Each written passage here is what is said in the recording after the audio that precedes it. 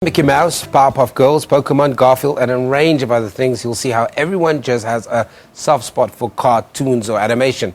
There are just some of the best from a wide variety out there, each with different humor to keep you entertained. Now, the annual Cape Town International Animation Festival celebrates the creative, animate, and invites everyone to learn more about the enchanting world of moving, magical pictures. With the previous year being a huge success, this year promises to pick up where it left off. To share more on the festival, we are joined by Monica Rovik, who is the head of film and media promotion at Wesgrow, and of course she's one of the sponsors. You're one of the sponsors of the festival. Monica, thank you very much for joining me.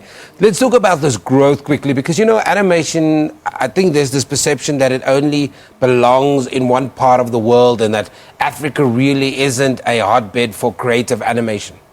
Yeah, I think we were talking about this on the break, and it's so not true. It's the fourth industrial revolution, the knowledge economy, and animation and the gamification of our media that is driving this industry. And we need more people. We need capacity. In fact, the last number said 30,000 high-end people are needed to keep this industry ticking over. So wow. We're lacking capacity, and I'm really excited that this festival and the industry development really speaks to growing more creatives. One of the things we always think of animation as this, kids thing, but it isn't really. If you look at the height of political discourse, animation was part of the narrative. People used drawn pictures to maybe talk about the stuff that they couldn't in real life. And so animation is more than just Mickey Mouse and Powerpuff Girls.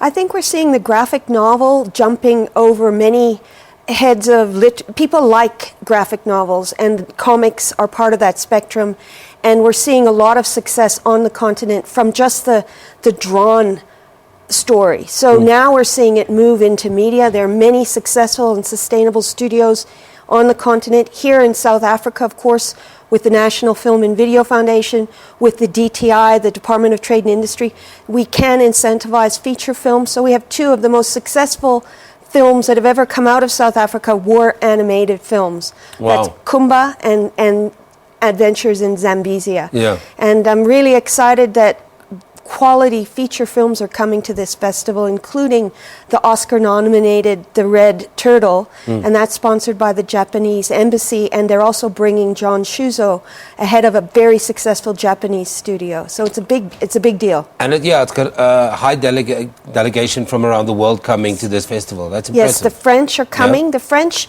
have the largest animation festival in the world with a market called MIFA, and South African product have done very well there. It's sort of like the Oscars of animation. Our films are winning there, and that's a place where our creatives can go and pitch to get money, because these are expensive films and we need money from around the world. It's done in a sort of pre-sale way, and we're doing very well because of the French partnership, and now we've got the Canadians coming in, and of course the Japanese are also very much fans of our storytellers. What is the conversation in the animation space at the moment? Because you're part of a conference over the last 2 days. Yes, I've been here working with government. We want to work together collaboratively. I'm representing the province of the Western Cape and the city of Cape Town for film, and we had commissions from the KZN, from Eastern Cape, Gauteng, and of course film offices were there, and of course our national bodies, the Department of the DTI, the National Film and Video Foundation is supported by the Department of Arts and Culture. So we're just learning to find a way to make a better film-friendly environment for this country, because we really want our people to take part in this knowledge economy. Monica, final question. We've run out of time, but it's also about getting young people. You said nearly 30,000 jobs. How important is that conversation to get young people to have access as a credible job alternative? Yes, I think we need to introduce animation and storytelling early. You can write a script and you can draw a script. They're both access points and low barriers to entry. You just need paper and a pencil. So we're running free workshops around that entry point, and we really need to work with partnerships with the animation school, with SAE College. We're working with a lot of colleges to try to encourage people to consider this option. Monica, unfortunately, we have to leave it there for a breaking news story, but that's Monica Rovik. She's the head of film and media promotion at Westgrow and talking to us about the Cape Town International Animation Festival. It really is a big event, so come, let's keep our eyes and ears open and Google the details to find out more. Lebo standing by. Thanks. Before we say goodbye, let's give you these breaking